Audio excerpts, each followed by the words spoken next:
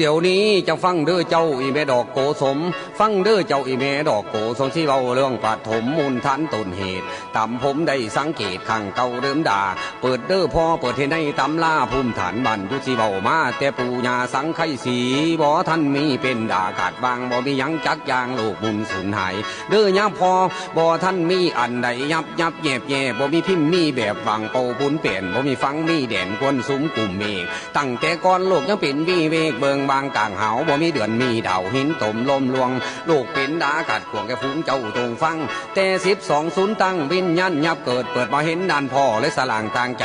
ขึ้นเบาไว้ไม่ข้างก้อนปัญหาอยู่ปฐมปัญนาวโลกคนเฮาวางโลกบ่มีแนวสมสังขารปรุงแต่งสังขารนั่นสองแห่งคือโลกกับธรรมสังขารเป็นผู้นำดินดอนมาเกิดบ่เสือให้ไปเปิดเบิ่งในตำนานอยู่ใต้โลกกวิธานเรียนจบครบแจกมุนพ่อปันป้าเด็ก